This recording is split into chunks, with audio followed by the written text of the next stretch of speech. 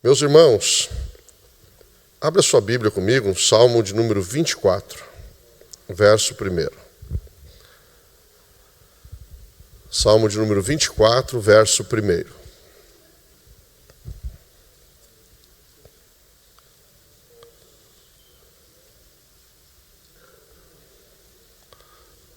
Salmo de número 24, verso 1,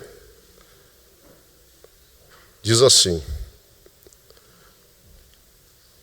Ao Senhor pertence a terra e tudo que nela se contém, o mundo e os que nele habitam.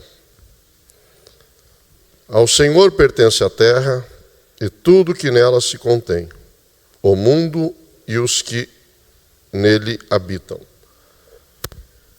Na realidade, meus irmãos, esse texto, ele é o texto que se utiliza como base para nos chamar a atenção da mordomia cristã. Ou seja, na realidade nós somos mordomos daquilo que nós pensamos que temos. Quando deu certo? Oh, obrigado. Maravilha, que top. Eu preparei um assunto, e eu já ministrei esse assunto em alguns lugares, e em algumas congregações nossas, inclusive, e é claro que eu vamos assim, fazer um resumo, porque trata-se de uma palestra que eu ministro dentro da área de finanças, para a luz da Bíblia. Na realidade, poxa, pastor Getúlio, meu Deus do céu, quanta honra, né? Muito obrigado, o senhor é uma bênção. Na realidade, essa temática, esse tema, quando nós damos uma olhada para o que... E esses dias até eu fui comentar com o pastor Josué que eu ministrei lá para os jovens que trabalham, da equipe de trabalho da Academia de Pregadores, e nós tiramos uma tarde ali ministrando para eles, falando sobre esse assunto de administração financeira familiar. E foi onde o pastor Josué disse assim: uma terça-feira tu vai falar esse assunto. Mas eu pensei que ia demorar mais. Já veio hoje, né?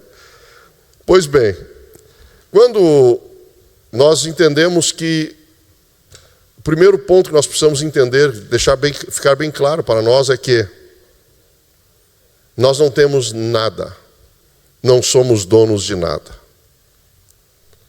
Se eu perguntar para alguém aqui, você tem um carro? Quem tem carro? Levante a mão. Alguns irmãos vão levantar a mão. Quem tem casa? Levante a mão. Alguns irmãos vão levantar a mão. Mas se eu pedir para você mostrar o teu carro e a tua casa para mim agora aqui, você não consegue, porque você não tem nada, nós não temos nada. Na nossa mão não cabe nada, nós não podemos dizer assim, ó, isso é meu. O apóstolo Paulo vai dizer que nós viemos sem nada e vamos voltar sem nada também. Quando saímos desse mundo, não vamos levar nada desse mundo também. E quando nós entendemos nesse primeiro ponto que Deus, o Senhor, é dono de tudo, e aquilo que nós pensamos que possuímos, na realidade não somos donos, nós apenas somos mordomos, não donos, mordomos. Ou seja, administramos aquilo que temos, aquilo que o Senhor coloca na nossa mão para administrar. E essa administração, ela está muito clara na Bíblia, como nós devemos encarar, como nós devemos proceder para caminhar dentro dessa administração. Como fazer essa administração. E muitas pessoas, muitas vezes, não entendem que a Bíblia tem resposta para tudo. E quando nós observamos dados, por exemplo, do IBGE, do 2018, dava-se um número ali de aproximadamente entre 56% e 57% de casais que se separam por conta de problemas financeiros.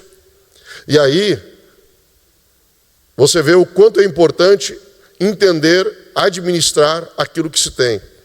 A mordomia, aliás, a prosperidade bíblica,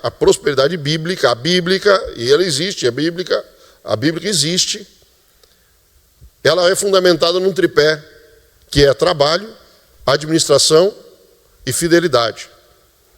Trabalho, administração e fidelidade. Tem muitas pessoas que trabalham bastante, administram mal e se tornam infiéis. Ou pessoas que trabalham bastante, tentam administrar bem, mas são infiéis. E aí até conseguem, os avarentos até conseguem, você consegue ver na vida de avarentos, algumas riquezas que são diferentes, que é diferente de prosperidade. A prosperidade bíblica é diferente da riqueza humana. A riqueza, ela não traz satisfação. Eu não me esqueço daquela crise de 2008 que deu nos Estados Unidos, um bilionário que tinha lá 1 bilhão e 400 milhões de dólares, ele tinha da sua fortuna, e aí por oscilação na bolsa lá ele perdeu 300 e poucos milhões de dólares, ou 400 e poucos milhões de dólares, ele ficou com menos de 1 bilhão de dólares a sua fortuna. Ele não suportou tamanha perda, e ele entrou no seu escritório, pegou uma arma e deu um tiro na cabeça e se suicidou-se. Porque ele era rico, mas não era próspero. O próspero, ele consegue administrar aquilo que tem com alegria, com fidelidade. Trabalha, tem administração e é fiel. E isto eu já encontrei em casa de irmãos simples, irmãos que ganham salário mínimo, irmãos e irmãs aposentados, mas conseguem trabalhar, administrar e serem fiéis ao mesmo tempo. Porque trabalho, fidelidade e administração vai trazer prosperidade. E prosperidade não tem nada a ver com riqueza. Prosperidade tem a ver com tranquilidade, com alegria, com satisfação com aquilo que tem. E muitas pessoas são insatisfeitas com aquilo que tem, porque se tornaram gananciosos. Porque a riqueza leva o homem a se tornar ganancioso. Quando nós entendemos isso, nós ficamos focados e entendemos que temos um chamado. Fomos chamados, escute isso, irmão, nós fomos chamados por aquele que é dono de todas as coisas. Irmão, o pastor Félix se alegrou também. Nós fomos chamados por aquele que é dono de todas as coisas. Já parou para imaginar isso? Atenda esse chamado. Quando você atende esse chamado, você não faz uma divisão, você não difere, como alguns diferem. Você pergunta, você trabalha com o quê? Eu secularmente eu trabalho. Não, irmão, não existe trabalho secular para o cristão. Porque o cristão ele é mordomo, então tudo aquilo que ele faz, tudo aquilo que ele realiza, tudo aquilo que ele vai realizar, ele tem que fazer, quer comais, quer bebais, façais tudo para a glória do Senhor. Tem um irmão nosso aqui que ele é de uma congregação que ele coloca piso. E ele ele não faz propaganda, ele não tem cartãozinho, não tem telefone, não tem nada. Isso foi um irmão que me contou. E disse que ele não dá conta de serviço. E um patrão que contratou, um senhor que contratou o serviço dele lá e perguntou para ele, vem cá, como é que você consegue colocar um piso tão bem desse jeito? Ele olhou e disse assim, é porque eu não faço para o Senhor, eu faço para o Senhor. Sabe o que é isso? É você entender que tudo aquilo que você faz, você precisa fazer para glorificar o nome do Senhor. Meu irmão, não vá trabalhar na segunda-feira reclamando do teu trabalho. Não vá trabalhar numa empresa reclamando do teu patrão. Não vá fazer o que os ímpios fazem. Por quê? Porque você não é como eles. Você foi chamado pelo dono de tudo. Tem um irmão que ele inclusive, é aqui de uma cidade próxima à nossa aqui, ele foi trabalhar numa funerária. Foi o único lugar que ele conseguiu foi numa funerária. Ele foi trabalhar na funerária. Ele disse assim, ele disse, a última coisa que eu pensei, imaginei, era trabalhar numa funerária. E foi a única porta que se abriu, fui trabalhar numa funerária. Porque precisa trabalhar. Não pode ter preguiça de trabalhar. E ele foi trabalhar na funerária. E ele nunca reclamou. E ele fez com tanto afim, com tanto zelo, que o dono da funerária, depois de um ano e pouco que ele estava trabalhando, lá quase 2 anos, ele chegou e disse, rapaz, sabe o que mais? É o seguinte, eu já trabalho há muitos anos aqui na funerária, não tenho filho, não tenho para quem passar isso aqui, e eu já estou cansado, já estou estabilizado, já não tenho mais necessidade disso aqui. Você não quer comprar essa funerária de mim? Daí ele disse, mas como é que eu vou comprar do senhor? Eu disse, não, tu só me compra. Só diz que quer comprar e tu vai pagar conforme tu puder. Por quê? Fiel, deu testemunho, deu exemplo. Então ele entendeu que tudo aquilo, quando você entende que você foi chamado, você faz tudo aquilo para o Senhor, não tem diferenciação entre o que é o seu chamado e o que é. E aí, vai me ajudar? Vamos lá, meu filho. Ajuda nós aí. Deu? Passo 2. Concentre-se na visão. A visão qual? Do que Deus fala, do que Deus tem, e não na provisão. Tem gente que muitas vezes não entende, é que ele fica focado em dinheiro, provisão. Não, meu irmão. Foca na visão. Qual a visão? A visão que Deus tem para a tua vida. Aonde Ele te colocou, não olhe aquele lugar como sendo um lugar diferente. Não, eu vou lá trabalhar. Não. Encare aquele local como sendo o local do teu chamado, aonde Deus está te enxergando, aonde Deus está te vendo, e você precisa ver o que Deus está vendo para a tua vida, onde você está. Torne-se diferente.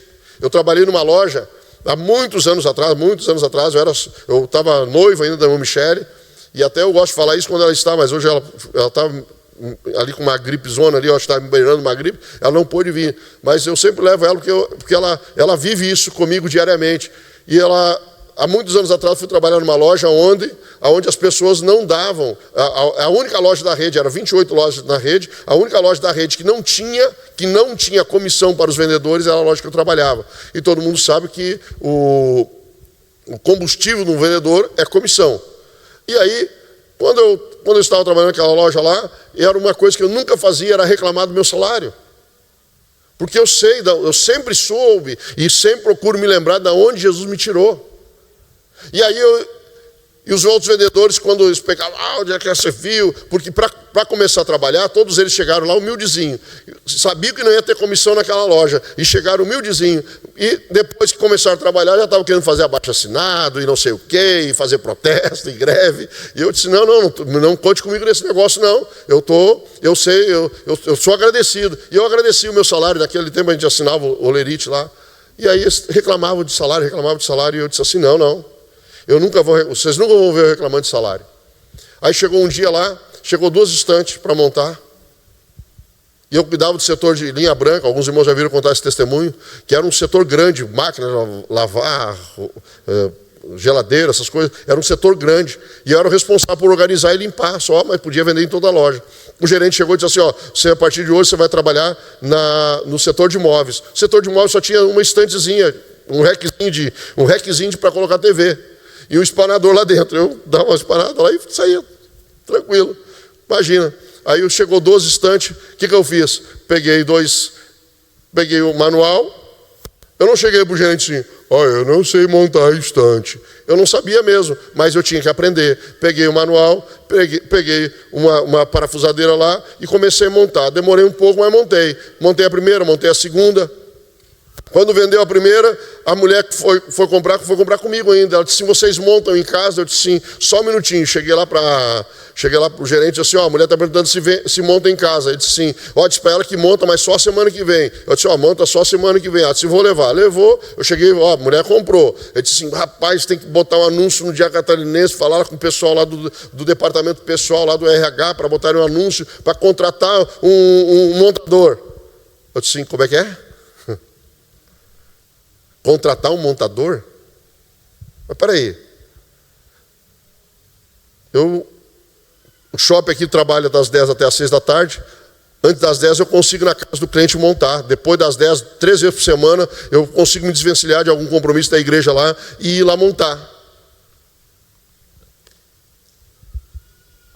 Você vai contratar outro montador para quê? Dá o salário só do montador para mim? Não precisava pagar. Aí disse, vou ver. Isso era no final da manhã. Final da tarde me chamou e disse assim, fechado, a partir do mês que vem o teu salário dobra. Meu irmão, foca naquilo que aonde Deus colocou. Concentre-se naquilo que você tem. Porque tem gente que fica, literalmente, meu irmão, viajando na maionese, né? dando a viajada. Meu irmão, concentre-se naquilo que você tem. Concentre-se naquilo que você tem, não naquilo que você não tem. Dá valor para aquilo que você tem, não para aquilo que você não tem. Eu fico imaginando Pedro, irmão. Pedro, quando Jesus chama Pedro, diz assim: Pedro, quando Pedro falou demais lá e disse que Jesus pagava imposto, daí Jesus disse assim: ó, Pedro, vai lá, tu vai pescar agora, Pedro. Vai lá, pega o anzol e vai pescar. Eu disse assim: poxa, imagina, os irmãos aqui sabem que um pescador de rede, quando ele olha, o pescador de rede, quando ele dá uma olhadinha para o anzol, ele vê alguém na beira, ali no costão com o anzol, ele acha que é a maior perda de tempo, quem está acostumado a pescar de rede, de barco. E assim era Pedro. Pedro pescava de rede, de barco. Só que agora ele não tem mais rede nem barco. Ele não está mais com rede nem com barco ali. Ele tem um anzol. Eu imagino que aquele anzol ele até ganhou de presente de aniversário. Estava lá perdido numa gaveta. Esse anzol, Pedro, pega um anzol. Ou seja, não tem rede, mas tem um anzol. Concentre-se naquilo que você tem, irmão. Valorize o anzol que Jesus te deu. Ou seja, pare de reclamar daquilo que está nas tuas mãos. Para de achar que aquilo que Deus colocou nas tuas mãos não vai te dar o sustento que você precisa, que não vai te dar o sustento que você necessita. Porque o salmista diz assim: ó, eu fui moço, agora sou velho, mas nunca vi um justo mendigar o pão, nunca vi um justo mendigar o pão e nem a sua descendência. Mendigar pão. Ou seja, fica tranquilo, meu irmão. O problema é que talvez você está... Valorize aquilo que Deus já colocou na tua mão. Pois bem, Deus sempre vai multiplicar aquilo que você tem e não aquilo que você não tem. Sem aquilo que você tem, se você colocar na mão do Senhor, confiar no Senhor, Ele vai multiplicar aquilo que você tem. E aí você vai entrar dentro de alguns princípios estabelecidos na palavra para isso. Por quê? Não pense que milagre vai ser para infiéis. Milagre sempre será para fiéis. Vou repetir, irmão. Milagre só é para fiéis. Não existe milagre para infiéis. Eu estou falando milagres estabelecidos pelo princípio da palavra. Não estou falando de cura de enfermidade. Estou falando daqueles que são gerados pelos princípios da palavra. E não aqui eu vou dizer assim: a pessoa não conhece a Jesus, vem com uma enfermidade, Jesus cura, Jesus opera um milagre, sem dúvida. Mas eu estou falando do milagre gerado pelos princípios estabelecidos na palavra. Deus nunca vai quebrar princípios estabelecidos na palavra para gerar um milagre na vida de alguém. Não adianta, irmão. Não adianta. Como é que Deus não vai quebrar o princípio estabelecido por Ele para gerar um milagre na vida de alguém? Não tem, Ele não faz isso. Então Ele estabelece princípios. Eu peguei até essa temática aqui dos 5 potes. Eu fazia isso antes, mas eu gostei dessa temática dos 5 potes. Eu falava isso antes, sem utilizar a figura dos 5 potes, mas eu gostei de um livro, inclusive da Universidade da Família, que eu li, e que trazia esse princípio dos 5 potes, né, por aqui, que dá bem para você entender a divisão. E aí, eu não sei se tem alguém que se arrisca a dizer qual é que é esse primeiro pote ali, o grandão ali.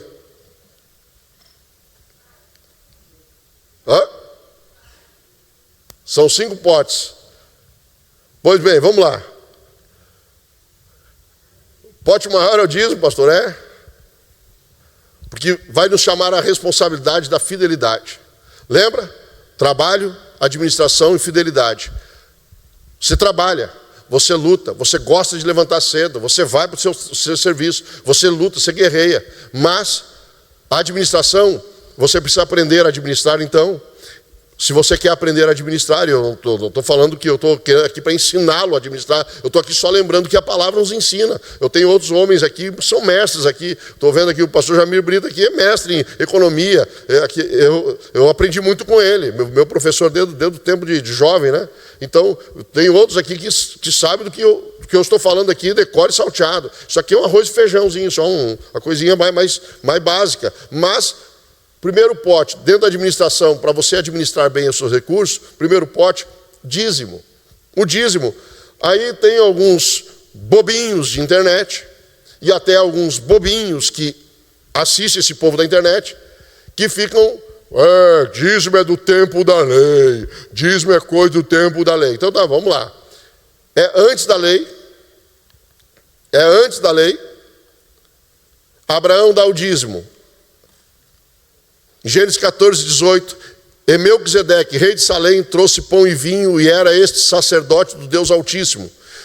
E bendito seja o Deus Altíssimo que entregou os teus inimigos às tuas mãos. E Abraão deu-lhe o dízimo de tudo. Dízimo de tudo. Isso é antes da lei. 400 anos antes da lei. Depois vem Jacó. Jacó fez um voto dizendo: se Deus for comigo, me guardar desta viagem que faço, me der pão para comer e vestes para vestir, e esta pedra que tenho posto a coluna será a casa de Deus, e tudo quanto me deres, certamente te darei o dízimo. Preste atenção que nós estamos falando da palavra dízimo no singular. Dízimo singular. Você vai entender o porquê. Aí vem, daí depois, o Senhor vai instituir a lei.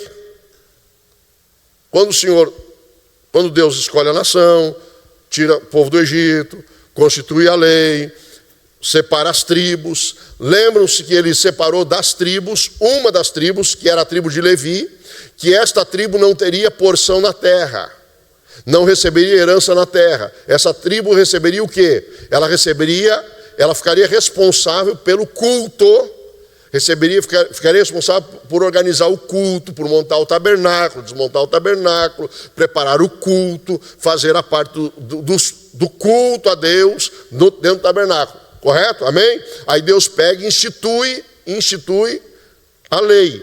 E ele vai, dentro da lei, ele vai colocar os dízimos. Veja que agora já é plural. É estes dízimos que em Malaquias 3:10, Deus vai exortar a nação, dizendo: olha, vocês estão, trazei todos os dízimos à casa do tesouro, para que haja mantimento na minha casa, depois farei prova de mim, diz o Senhor dos Exércitos, se eu não vos abrir a janela do céu e não derramar sobre vós uma bênção tal, e que dela vos advenha a maior abastança. Olha que Deus vai falar aqui, olha aqui, dízimos é plural. Por quê? Porque hoje, muitas vezes, e por muito tempo, a gente pensava que era, a gente lia esse texto aqui e pensava que era o dízimo. Claro, mas só que Deus ele instituiu 4 tipos de dízimo. Primeiro,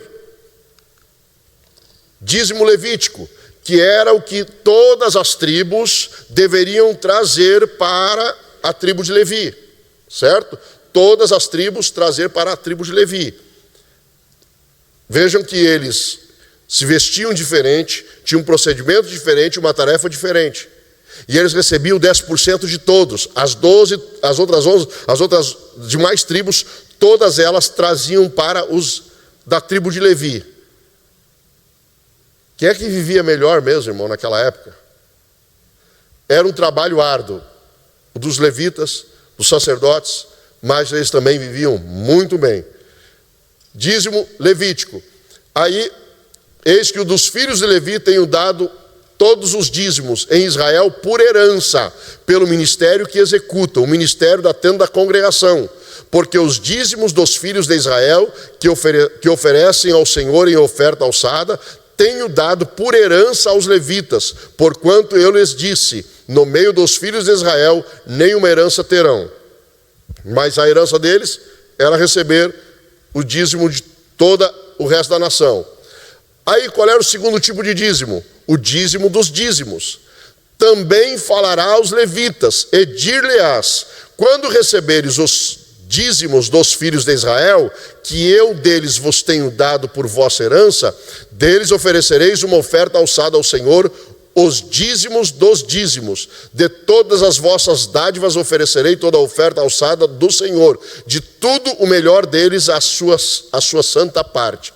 Ou seja, a tribo de Levi receberia o dízimo, mas do que eles recebessem, eles também teriam que separar a 10ª parte e oferecer ao Senhor também. Terceiro tipo de dízimo, o dízimo festivo. Esse dízimo, ele era uma vez por ano. Eu troquei o texto aqui. Na realidade, aquele texto é do dízimo diaconal. Tem um erro de digitação ali, mas vamos lá. O dízimo festivo é esse aqui, quando acabar de separar todos os dízimos da tua colheita no ano terceiro, que é o ano dos dízimos, então os darás ao levita, ao estrangeiro, ao órfão e à viúva, que comam dentro das tuas portas e façam parte. E dirás perante o Senhor teu Deus. Esse aqui é o dízimo diaconal. Eu dei uma trocada aqui. Esse aqui é o dízimo que é a cada 3 anos, que é o dízimo diaconal. Deu um erro de digitação aqui, que eu estava mexendo nos slides lá, e aí modificou. Mas o dízimo diaconal é esse aqui, a cada 3 anos. Qual é o dízimo diaconal? A cada 3 anos, certo? Eles teriam a obrigação de separar o dízimo e reunir. Então, a fim de 3 anos, tirarás todos os dízimos da tua novidade, e no mesmo ano os recolherás nas tuas portas. Então virá o levita, pois nem parte nem herança tem contigo, e o estrangeiro, o órfão, a viúva, e os que estão dentro das tuas portas, e comerão e fartar-se-ão, para que o Senhor teu Deus te abençoe de toda a obra das tuas mãos que fizeres. Esse é o dízimo a cada 3 anos. É aquele que eles querem pegar e dizer assim: o dízimo naquela época era para oferecer aos pobres, para associar os pobres, para ajudar os pobres. Irmão, é gente que não conhece Bíblia, eles ficam falando essas balelazinhas para confundir o coração do crente que está aprendendo as sagradas letras, a palavra de Deus. Então eles querem fazer essa confusão. Só que esse dízimo que atendia os pobres na porta, esse dízimo não precisava ser levado a Jerusalém. Deus disse assim: você não precisa levar em Jerusalém, não precisa fazer uma peregrinação até Jerusalém. Esse dízimo vocês vão reunir aqueles que estão, os pobres, as viúvas, os órfãos que estiverem perto de vocês, e os levitas também, aqueles que morarem perto de vocês, tragam eles e deixem eles pegar, deixem eles levar. Eles ficam à vontade, deixa eles se fartarem. A cada 3 anos faziam isso. Deus fazia isso. É o dízimo festivo. E o dízimo diaconal era um dízimo que daí eu errei o texto aqui, mas tem o texto que diz que Deus vai dizer para eles assim, quando eu instituir o local, não era junto no tabernáculo, era para depois. Esse local depois se tornou Jerusalém, onde foi construído o templo. Nesse local lá, eles tinham que levar o dízimo. Mas depois, dos 90% que sobrava, eles tinham que pegar mais 10% daquele 90% e levar para a fartura. Para haver fartura no meio dos pobres, no meio daqueles que eles encontrassem lá na cidade de Jerusalém. Era momentos de festa, era momento de conciliação, era momento de congresso, mas não era do dízimo, era do dízimo dos 90 que ficava, da 9ª parte que ficava. E aí por isso que existe essa confusão, que muitos dizem assim: não, vamos lá, isso aí era só para, o dízimo era levado para manter os pobres. Eu vou chegar agora no próximo ponto, que é a cada 3 anos os pobres, viúvos e tal. Deixa eu passar aqui para o meu horário, eu estou controlando o horário aqui. Aí tem os dízimos e ofertas no Novo Testamento. Dízimo no Novo Testamento, pastor? Tem dízimo no Novo Testamento? Bota para nós aí Hebreus 7, o texto de Hebreus 7, por gentileza. Eu acho engraçado uma coisa, irmão. Essa turma que ficam falando que o dízimo era do tempo da lei. Claro que agora nós não temos uma ordenança. Obrigado. Não, irmão. Agora nós temos um coração que precisa ser agradecido. Grato a Deus. Grato a Deus. Mas nós temos referência do dízimo, e eu amo demais esse texto aqui. Eu gosto de explicar dízimo no Novo Testamento para nós cristãos em Hebreus 7, a partir de Hebreus 7. E é esse texto que eu quero rapidamente falar para os irmãos aqui.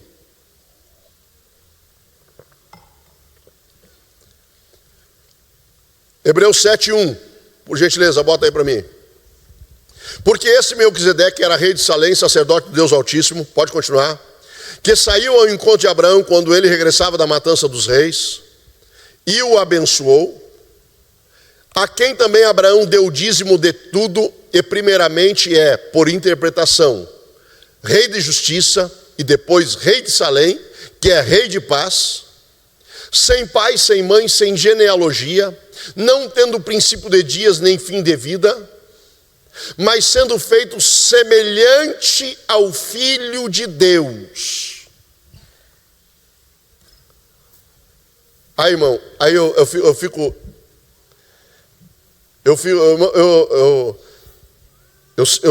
sei como hoje a internet ela influencia muito. E eu estava conversando com os jovens esses dias. Aí eu disse assim, isso aqui é o que é? Melquisedeque é a figura de quem aqui? Aí eu disse sim, figura de Cristo, pastor. Eu disse, pois é. Aqui Melquisedeque serve como figura de Cristo. Até aqui ele serve como figura de Cristo. Para receber dízimo, Jesus não serve, então. Então quer dizer que Jesus não tem nada a ver com dízimo, então. Eu estava explicando para o jovem. Você quer ver? Está no texto. Jesus recebendo o dízimo no texto. Está no texto. Não, pastor, o senhor está forçando. Não. Vamos continuar o texto? Vamos lá. Mas sendo feito semelhança do Filho de Deus, permanece sacerdote para sempre. Quem é que é o nosso sumo sacerdote? Quem é? Jesus. Vamos lá, continua. Considerai, pois, quão grande era este, a quem até o patriarca Abraão deu os dízimos dos despojos. E os que dentre os filhos de Levi recebem sacerdócio, têm ordem segundo a lei. Olha só, daí ele vai mostrar que dentro da tribo de Levi, eles tinham ordem, eles tinham ordenança para tomar o dízimo do povo, isto é, de seus irmãos. Continua. Ainda que tenham saído dos lombos de Abraão, mas aquele cuja genealogia não é contada entre eles, tomou dízimos de Abraão e abençoou o que tinha as promessas. Vamos parar um pouquinho aqui, para tentar entender esse texto? Quem é que tinha promessa? Quem é que tinha promessa? Abraão. Quem é que tinha promessa? Quem toma o dízimo de Abraão? Melquisedeque. Melquisedeque não tinha promessa. Quem tinha promessa era? Só que Abraão olha para Melquisedeque e reconhece Melquisedeque como sacerdote do Deus Altíssimo e rei de Salém. Já quebra a falácia de que dízimo é para ajudar os pobres. Meu irmão, eu gosto do testemunho de um pastor. Calma que você vai entender. Eu não sou contra ajudar pobre, não, irmão. Calma. Só que cada coisa no seu devido lugar. Eu gosto do testemunho do pastor Carvalho Júnior, contou esse testemunho. Diz que uma época lá ele entrou nessa ideia de querer... ou ele estava ganhando muito bem na época, e ele pegou então, começou a separar uma parte do dízimo dele, começou a comprar umas cestas básicas e começou a distribuir para os irmãos necessitados da igreja, que ele conhecia, tal, e pegava do dinheiro do dízimo e dava só uma parte do dízimo na igreja. Aí um dia ele estava num culto, daí disse que estava num congresso, foi pregar num congresso lá, e no final do culto veio uma irmãzinha, casa do coque, assim, chegou para ele e disse assim: meu servo, eis que eu te digo, tenho me agradado muito daquilo que tu tens feito. Aí ele disse: viu? Estou certo mesmo. Mas eu te digo, faça com teus recursos, não com os meus. Aí ele tomou um choque. Por quê? Tem muita gente que, irmão, nós temos obrigação como igreja de sermos bondosos, generosos, amar os necessitados, estender a mão, socorrer o necessitado. Mas temos como obrigação como cristão também sermos fiéis nos princípios estabelecidos pela palavra. Bota o texto de novo ali, deixa o texto na tela, por favor. Deixa o texto na tela. E abençoou o que tinha promessa. Olha só.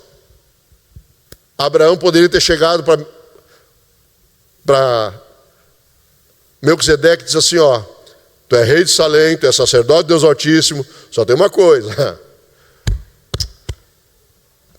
A promessa que Deus fez foi para mim, rapaz. A promessa que Deus fez foi para mim. Abraão poderia ter chegado dando carteiraço em Melquisedeque. Só que Abraão vai nos ensinar isto, olha só, foi antes da lei, depois veio a lei. E depois da lei, Hebreus vai citar esse texto, nos ensinando 2 princípios primordiais para a entrega do dízimo. Sabia que tem muita gente fazendo o que é certo com a motivação errada? Você quer ver? Tem gente que entrega o dízimo, sabe para quê? Eu quero ver se o pastor vai pintar a igreja. Eu quero ver se o pastor vai trocar o som, vai melhorar isso, vai melhorar aquilo. Calma, irmão. O pastor tem a visão e as coisas vão acontecendo, vão fluindo sim. Só que tem uma coisa, os 2 princípios estabelecidos no texto de Hebreus 7, os 2 princípios são, sabe qual? Fidelidade e honra. Abraão, portador da promessa, entrega o dízimo, reconhece Melquisedeque maior que ele, e ele vem e entrega o dízimo. Quando Abraão vem entregar o dízimo para Melquisedeque, por favor, pastor Camilo, o senhor vai ser o Abraão, o senhor vai entregar o dízimo aqui. Quando ele entrega o dízimo, Melquisedeque abençoa Abraão. Continua o texto.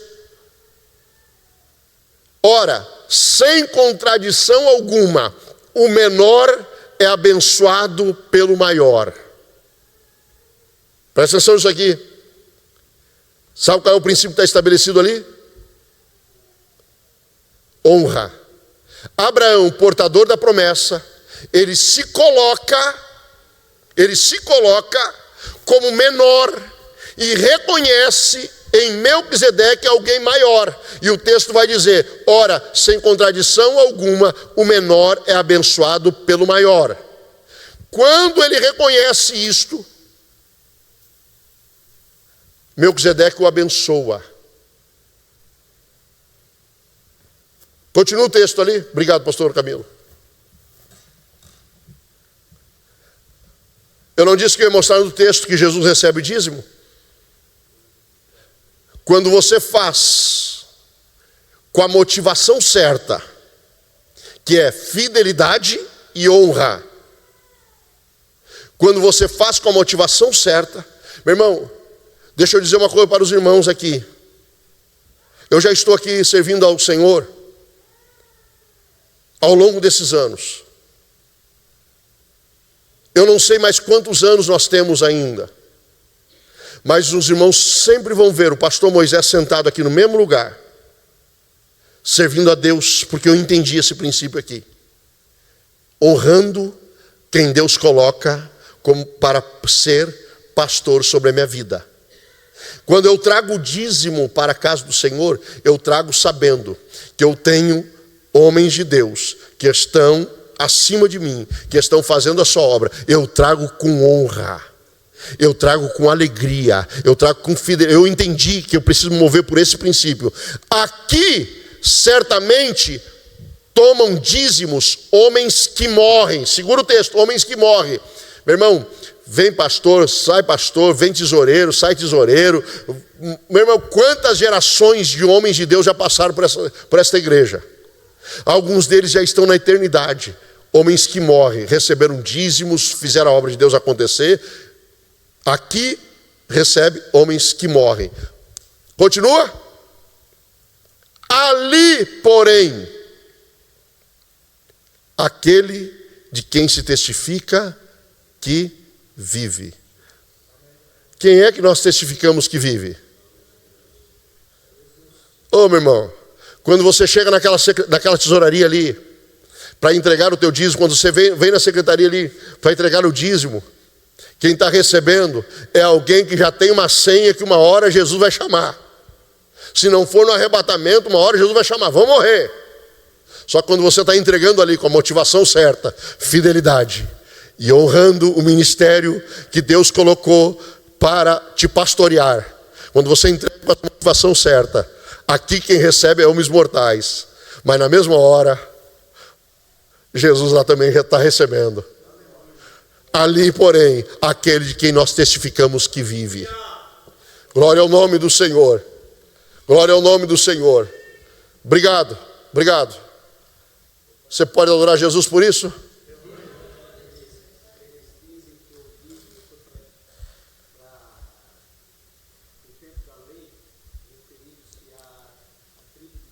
Sim, eu citei isso aqui. Eu citei isso aqui antes.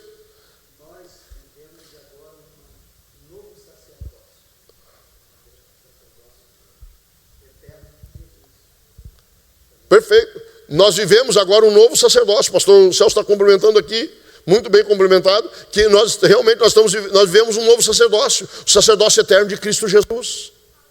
Quem recebia antes era o sacerdote da tribo de Levi, agora quem recebe é o sumo sacerdote. Ô, meu irmão, faça com a motivação certa.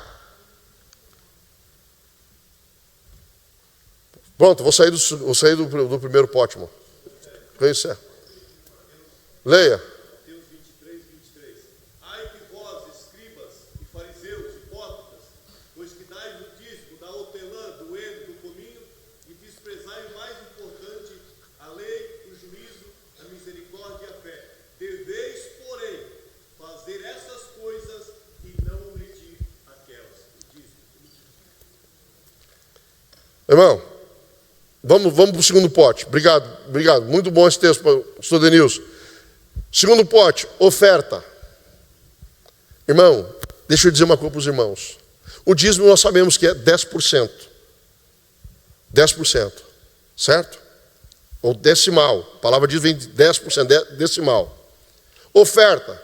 Oferta, irmão. Aí você precisa ter um equilíbrio financeiro, mas saber que você precisa abrir mão, ser generoso com as suas ofertas. Por exemplo, eu não consigo entender, para mim, como cristão, deve ser inadmissível um cristão ser dizimista e não ser um ofertante missionário. E aí, você precisa ter um equilíbrio. Eu sempre, desde o começo, eu estipulei uma meta. Eu tenho uma meta que eu quero chegar nesta meta ainda, entre dízimos e ofertas. Mas quando eu comecei a minha jornada aprendi com 3 meses a ser dizimista. Sabe qual foi meu primeiro dízimo, meu irmão? 50 centavos. Eu morava de favor nos fundos da igreja Sede de São José. O pastor se compadeceu de mim, me deu R$5 para mim comer um cachorro quente. E eu tinha aprendido naquela semana sobre dízimo. Eu passei na secretaria, o irmão que estava lá, já morreu, está na glória ele. Eu cheguei e disse: o senhor tira 50 centavos de dízimo para mim aí? Ele olhou para mim e disse assim: rapaz, mas isso aqui não paga nem o papel do recibo. E eu disse assim: se vai pagar ou não vai pagar, eu não sei, mas eu quero dar o dízimo de 50 centavos. Tira 50 centavos para mim, por favor. Aí, tá bom, depois ele falou aquilo para testar, para me provar a minha fé. Eu disse: tá bom, passei na prova então, né? Glória a Deus. Mas foi meu primeiro dízimo, 50 centavos.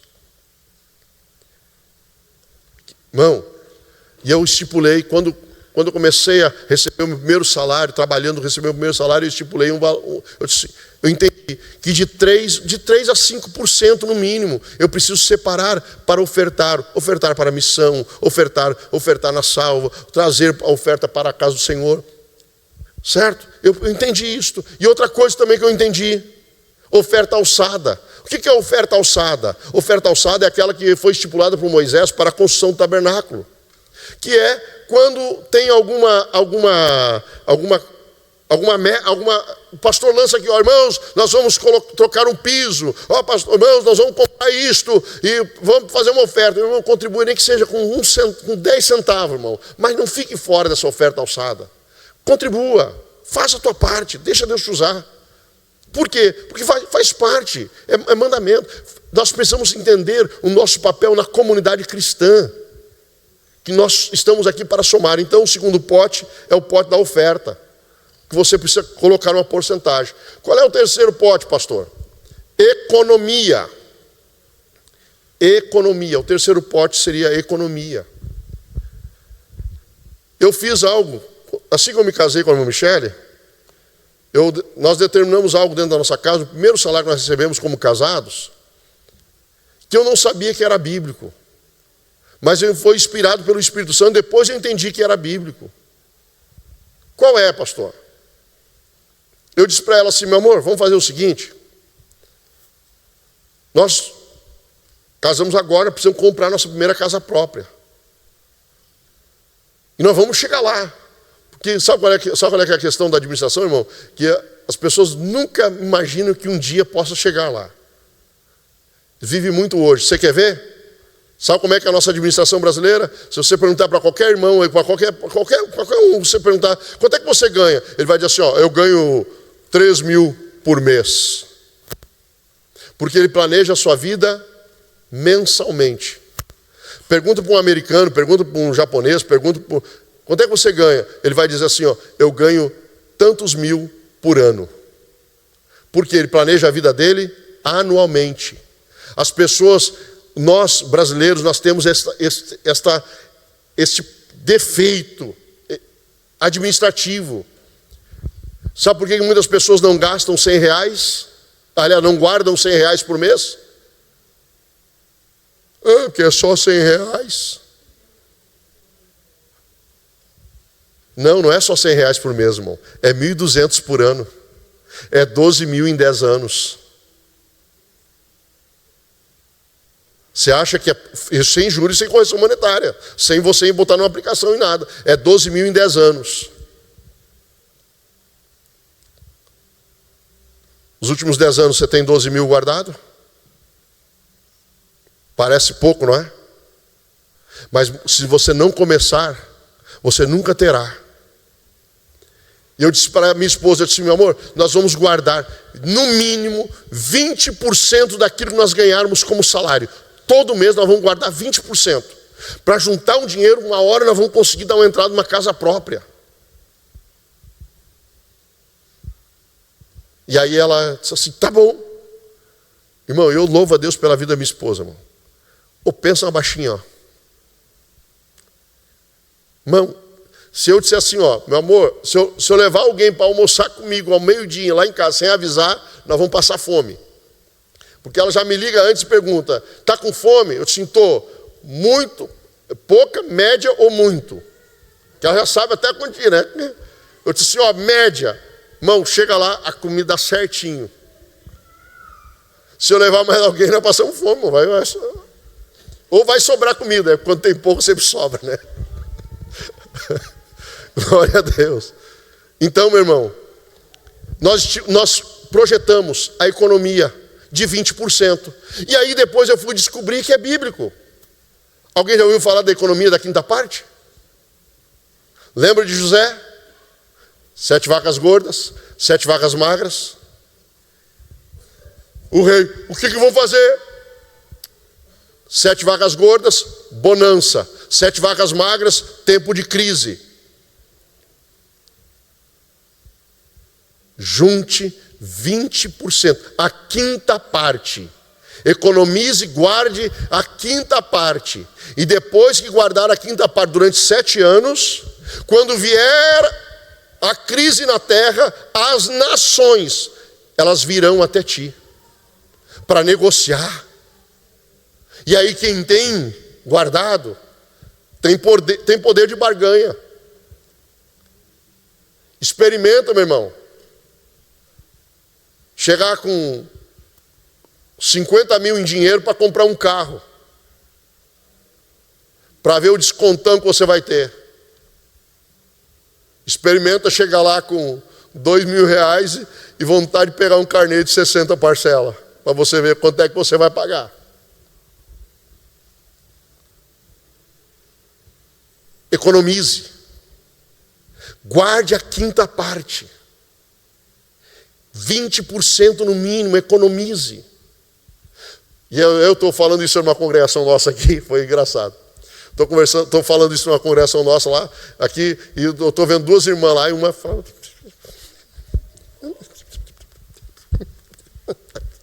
E eu disse assim, uma hora ela vai vir. Eu conheço ela, que ela é muito espontânea. Eu disse, uma hora ela vai vir, uma hora ela vai falar, não vai aguentar. Eu estou ministrando, eu estou entendendo. Daqui a pouquinho ela vai falar. E não deu outra. Daqui a pouquinho ela disse, pastor, e como é que faz se não sobra? Eu disse assim, eu sabia que a irmã ia fazer essa pergunta. Vamos fazer uma coisa, irmã? A irmã topa nós parar tudo agora aqui, todos nós lá na sua casa agora, contar quantos pares de sapato a irmã tem?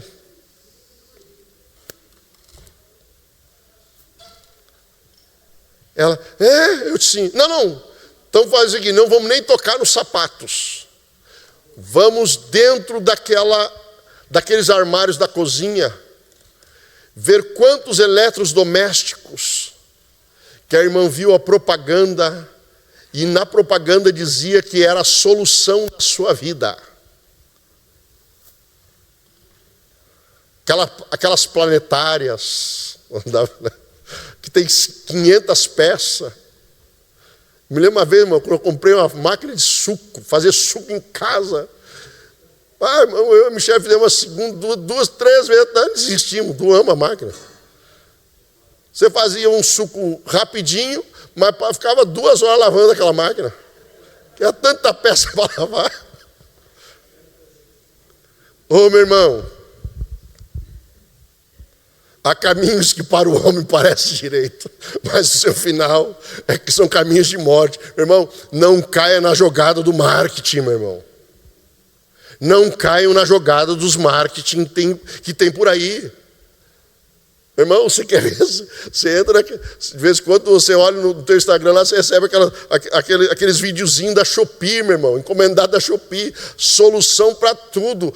A China forma não sei quantos milhares de engenheiros por ano. Eles formam mais engenheiros lá do que nós formamos de advogado aqui no Brasil. Eles formam e os camaradas ficam lá, os japonesinhos, os chinesinhos ficam lá só pensando em criar. E você olha que, meu Deus, isso aqui vai resolver o meu problema. Porque você está cheio, você gastou todo o teu dinheiro só na Shopee, meu irmão. Agora tem uma taxinha a mais, né? Tá segurada, né, irmão? Pois bem, já vamos encerrar, irmão. Eu estou me encerrando já. Deu o meu horário aqui. Economiza.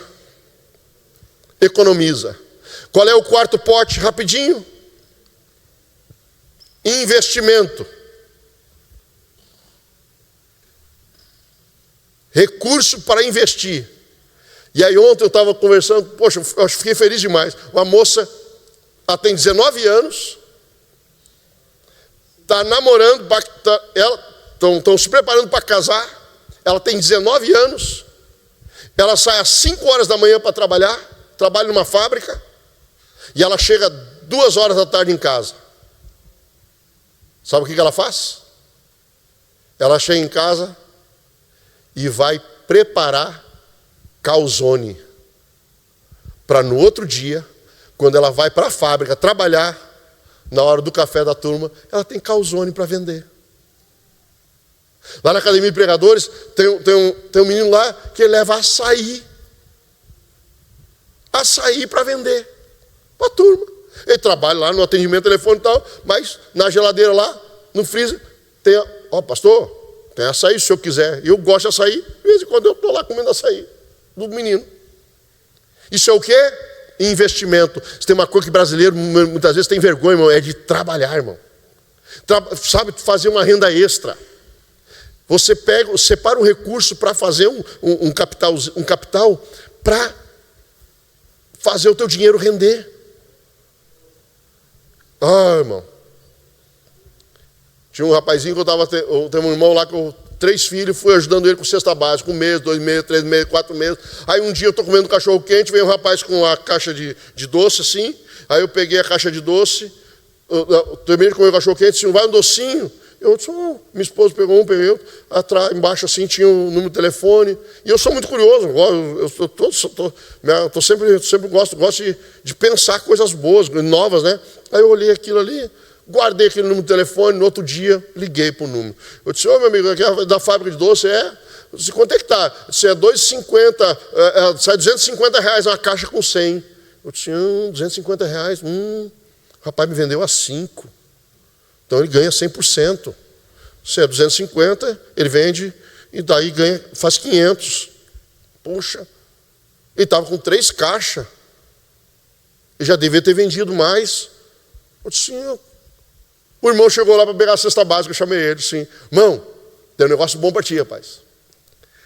Vender docinho, rapaz. Se tu pegar 2 caixas dessa à tarde, num dia à tarde, de segunda a sexta-feira, se você vender uma por dia, uma só por dia, só à tarde, numa rua comercial, como ali na Avenida Central do Cobrasol, ou no centro de algum lugar, você vender uma caixinha só, você vai ter um salário de 5 mil por mês. Se você vender 2, dá 10 mil por mês, irmão. Trabalhando só de segunda a sexta.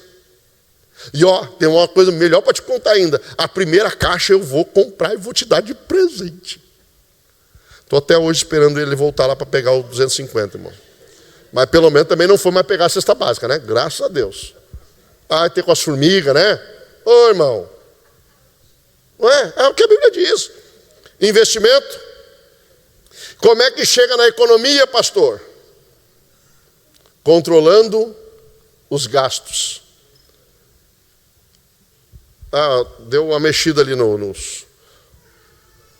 Mas na realidade aquele saída a entrada tem que estar ali e a saída no lado ali. Mas mexeu aí na configuração. Salário é entrada, irmão. Saída. Aí você equilibrando a saída, equilibrando os gastos, você vai ter recurso para guardar e investir. Eu conheci um irmão, ele pagou aluguel a vida toda. Mas morava bem, irmão, gostava de morar bem. Nunca quis se submeter a pagar um aluguel menor para guardar um recurso para depois comprar sua própria casa e pagar sua própria casa. Quando você equilibra os gastos, você vai ter recursos. E aí eu conto um outro testemunho meu. Quando eu equilibrei meus gastos com a minha esposa. Quer ver quando eu saí, trabalhava na CPAD, ganhava R$1.500 por mês. Pastor, vai trabalhar no Bom Samaritano, vai ganhar quanto? Eu não perguntei quanto é que eu ia ganhar. Ele disse assim, você vai trabalhar, então você quer trabalhar? Eu quero. No Bom Samaritano, vou. Aí ele disse assim, então é o seguinte, você vai, primeiro mês você vai receber o salário aqui na igreja, a partir do segundo mês você recebe lá pelo Bom Samaritano, te vira do couro, sai a correia. Está bom. Quando eu cheguei aqui no primeiro mês, fui pegar o salário, R$500. R$500 que eu pagava de prestação de carro. Só passei na secretaria, eu disse assim, presta o computador aí, fiz 3 plaquinhas de ventes. Quando estou botando a plaquinha de ventes ali, passou onde? Você está pedindo quanto? Eu disse, eu quero tanto de entrada e assumir as prestações. Ele disse, o carro é meu. Então fechou. Voltei para casa a pé, de ônibus. Cheguei em casa de ônibus. Que era final da manhã, fizemos o trâmite todo e eu conhecia, era um irmão também que estava comprando o carro, já deixei o carro com ele. A minha esposa, cadê o carro? Eu disse assim, vendi.